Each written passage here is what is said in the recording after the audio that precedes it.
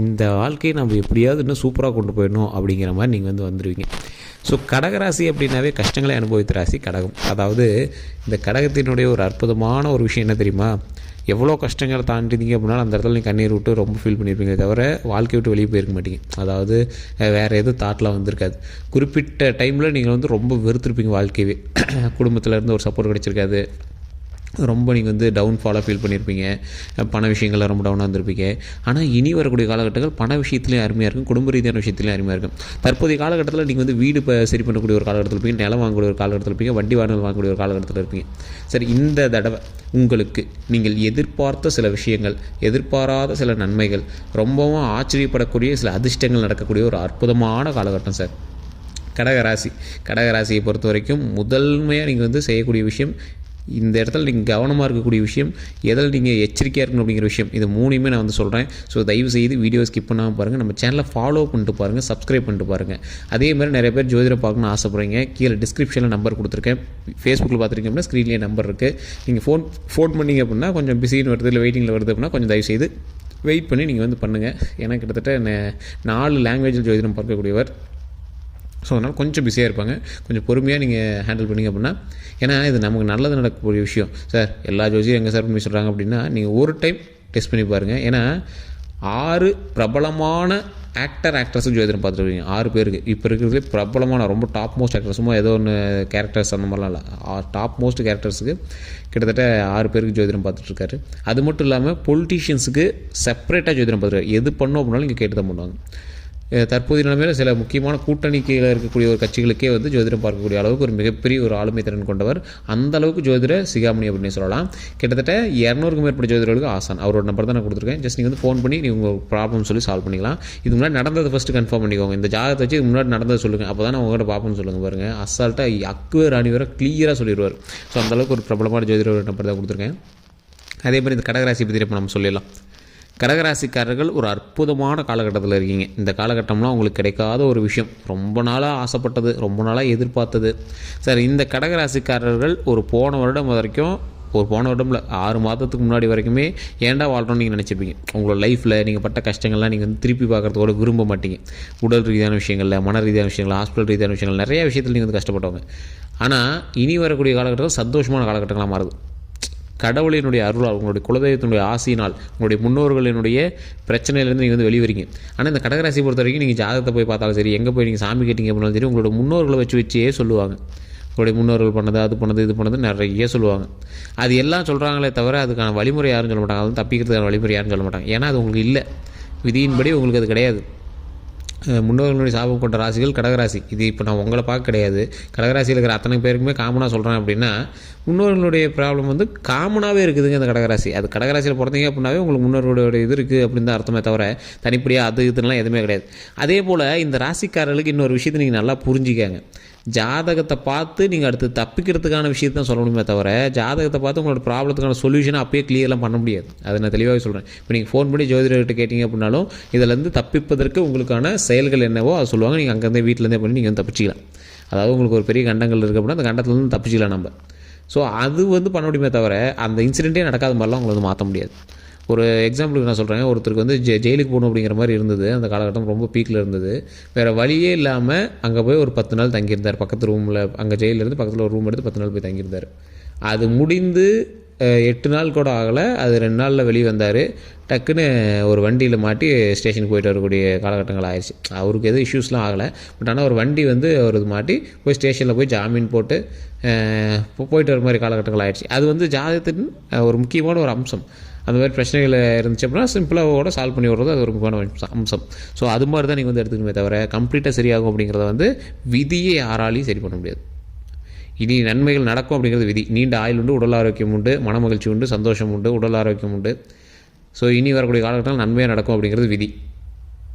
அதனால் கவலைப்பட தேவையில்லை, அதை மாற்றவும் தேவையில்லை, அது கரெக்டாக இருக்கும். நீண்ட ஆயுள் உண்டு, உடல் ஆரோக்கியம் உண்டு, மன வலிமை உண்டு இனி வரக்கூடிய காலகட்டங்களில். ஸோ நிறைய பேர் எதிர்பார்த்தது தானே, இனி வரக்கூடிய காலகட்டத்தில் நீண்ட ஆயுள் உண்டு, மனமகிழ்ச்சி உண்டு, சந்தோஷம் உண்டு, உடல் ஆரோக்கியம் உண்டு, செல்வ செழிப்போடு வாழுவதற்கு அற்புதமான காலகட்டமாகவும் இந்த காலங்கள் அமைந்திருக்கு. ஸோ அதனால் அந்த காலகட்டத்தை நம்ம எப்படி பயன்படுத்திக்கிறோம் அப்படிங்கிறது தான் ஒரு முக்கியமான விஷயம். ஸோ இந்த காலகட்டத்தில் எதெல்லாம் பெஸ்ட்டு, எதெல்லாம் நன்மை, எதெல்லாம் நடக்கிறதுக்கு அப்படின்னு கேட்டிங்கன்னா, பாயிண்ட் 1, வீடு கட்டுவீங்க. வீடு ஆல்ட்ரேஷனாக பண்ணுவீங்க. அதன் மூலமாக சில நன்பெயர்களை வந்து வாங்குவீங்க. சார் வீடு கட்டியிருக்கேன் சார், அப்படி பண்ணியிருக்கேன் சார், அப்படி பண்ணி சார், ஏதோ ஒரு நல்ல பெயர் வந்து கிடைக்கும்.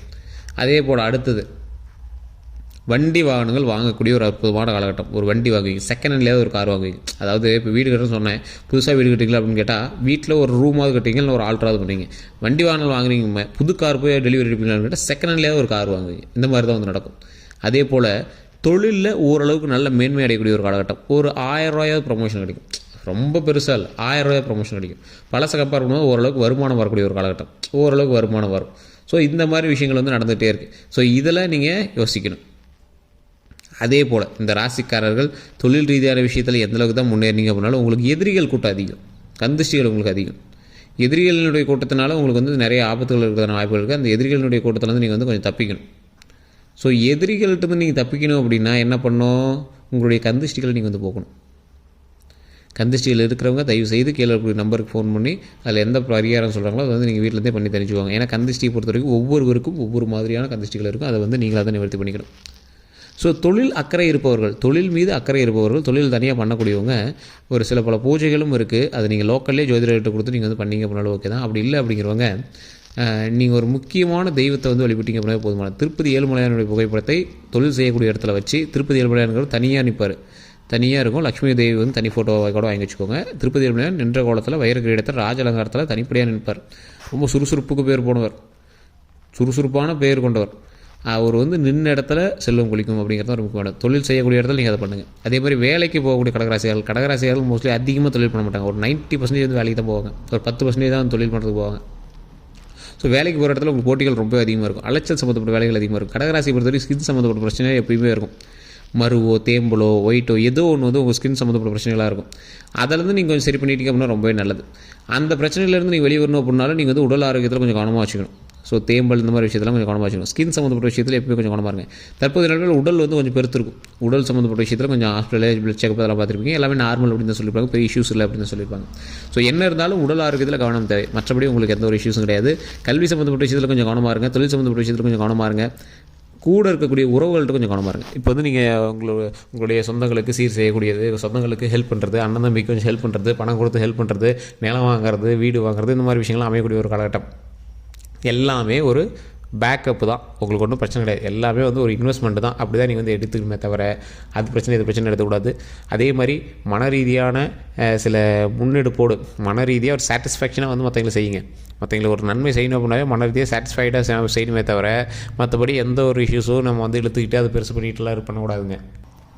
சார் நீங்கள் சொல்கிறது புரியலையே அப்படிங்கிறவங்க நான் தெளிவாக சொல்கிறேன், கேட்டுக்காங்க. மன ரீதியான சாட்டிஸ்ஃபைனா நீங்கள் உங்கள் யாருக்காவது போய் ஒரு ஹெல்ப் பண்ணுறீங்க, அந்த ஹெல்ப் பண்ணிட்டு நீங்கள் வந்து சொல்லி கட்டிடுவீங்க. அப்படி இல்லை அப்படின்னா வார்த்தைகளை தான் விட்டுருவீங்க. அந்த வார்த்தையினால சில டென்ஷன் ஆகக்கூடிய காலகட்டங்கள் இருக்கிறதுனால அந்த வார்த்தையில் மட்டும் கொஞ்சம் கவனம் செலுத்துங்க. ரொம்பவே எச்சரிக்கையாக வார்த்தையை விடுங்க, அது ரொம்ப நல்லது. அந்த வார்த்தை விடும்போது கொஞ்சமாவது யோசிங்க. அச்சோ இந்த இடத்துல நம்ம இப்படி வார்த்தை விட்டுருக்கக்கூடாதோ, இந்த இடத்துல இப்படி வார்த்தையை பேசிட்டோமோ அப்படிங்கிறதெல்லாம் கொஞ்சம் தயவுசெய்து யோசிங்க. இந்த யோசிக்கக்கூடிய தருணத்திலேயே நீங்கள் வந்து சில ப்ராப்ளத்தை வந்து நீங்கள் சால்வ் பண்ண முடியும். ஸோ உங்களுடைய வார்த்தைகள் மட்டும்தான் உங்களுக்கான தேவையில்லாத ஒரு விஷயம், மற்றபடி ஒன்றும் ப்ராப்ளம் கிடையாது. திருமணமாகாமல் தவிர்க்கக்கூடிய கடகராசிக்காரர்களுக்கு மட்டும் கொஞ்ச நாள் வெயிட் பண்ணுற மாதிரி இருக்குது. அது உடனே செட் ஆகுமான்னு கேட்டால் கொஞ்ச நாள் வெயிட் பண்ணுற மாதிரி இருக்குது. வீடு கட்டுற யோகம் இருக்குது, தொழில் செய்கிற யோகம் இருக்குது, கார் வாங்குகிற யோகம் இருக்குது, கடனை சரி பண்ணக்கூடிய யோகம் இருக்குது, எல்லாமே இருக்குது. திருமணத்துக்கு மட்டும் கொஞ்சம் யோசிக்கணும். குழந்தை பாக்கியத்துக்கு கொஞ்சம் யோசிக்கணும். குழந்தை பாக்கியம் வந்து என்ன பண்ணீங்க அப்படின்னாலும் குலதெய்வத்துக்கு தான். குலதெய்வத்துக்கு போனால் தான் திருமணமும் குழந்தையும். ஏன்னா இது ரெண்டுமே உங்களை எதை குறிக்குது, பூர்வ ஜென்ம புண்ணியத்தை குறிக்குது. அதுலேயும் எதை குறிக்குது, உங்களுடைய முன்னோர்களினுடைய சாபங்களோ முன்னோர்களினுடைய புண்ணியங்களோ தான் உங்களை வந்து குறிக்குது. ஸோ இது ரெண்டும் உங்களோட அடிப்படையில் இல்லை, நீங்கள் பண்ணதோடைய விதியின் அடிப்படையில் அது கிடையாது. உங்களுடைய முன்னோர்களினுடைய விதியின் அடிப்படையில் தான் உங்களுக்கான அடுத்த வாழ்க்கை வந்து தொடரும். செல்வ செழிப்பு தொழிலெலாம் வந்து உங்களுடைய விதியின்பால் வர்றது. அதே மாதிரி குழந்தை பெறும் திருமணமும் உங்களுடைய தாய் தந்தையர் உங்களுடைய மூதாதையர்கள் செய்கிறதுனால வருது. அதனால தான் சொல்கிறது, நீங்கள் ஒழுங்காக இருங்கடா, நீங்கள் எந்த தப்பும் பண்ணாமல் இருந்தால் தான் அடுத்தடுத்த வாரிசுகளுக்கு எந்த பிரச்சனையும் வராமல் இருக்கும் அப்படிங்கிறது. ஸோ ஒவ்வொருத்தரும் நம்மளோட முன்னோர்கள் கரெக்டாக இருந்தாங்க அப்படின்னா நமக்கு கரெக்டாக நல்லதே நடக்கும். ஸோ அதனால தான் நிறைய பேர் சொல்லுவாங்க, ஒவ்வொரு ஜாதகத்தின்படி முன்னாடி ஒரு 2 திருமணம் பண்ணவன் 3 திருமணம் பண்ணவன்லாம் கொஞ்சம் அமைதியாக இருக்க சொல்லுவாங்க. இப்போல்லாம் அந்த கிழமை ஒழுங்காக இருந்தாலும் நாங்கள் நல்லா இருந்திருப்போமே அப்படிலாம் நம்மளோட வீட்டில் பெரியவங்கள்லாம் நிறையா பேர் சொல்லிலாம் முன்னாடி கேள்விப்பட்டிருப்பீங்க. ஸோ நம்மளுடைய முன்னோர்கள் நல்லா இருந்தாங்க, அதனால தான் நம்மளும் நல்லா இருப்போம் அப்படிங்கிற மாதிரி இருக்கணும். ஸோ இப்படி தான் நடக்கும். ஸோ அதனால் எப்போவுமே வந்து நம்ம நடந்துக்கிறத பொறுத்து அடுத்தடுத்த ஜென்ரேஷன்ஸ் வந்து உருவாகும். அதனால் எப்போவுமே நடந்துக்கிற விஷயத்தில் கொஞ்சம் கவனமாக நடந்துக்கணும். ஸோ இதை நம்ம வந்து இந்த வீடியோ மூலமாக சொல்கிறது. இனி வரக்கூடிய விஷயங்கள் நல்லா இருக்குது. உங்களுடைய திருமண தடைகளுக்கு மட்டும் தயவுசெய்து ஃபோன் பண்ணி அதற்கான ப்ராப்ளத்தை நீங்கள் வந்து சொல்லி சால்வ் பண்ணிக்கோங்க. மற்றபடி வேறு ஏதாவது கருத்துக்கள் இருந்தால் மறக்காம கமெண்ட் செக்ஷனில் பதிவிடுங்க. கீழே கூடிய நம்பருக்கு ஃபோன் பண்ணி பேசி தெரிஞ்சுக்கோங்க. நன்றி நண்பர்களே.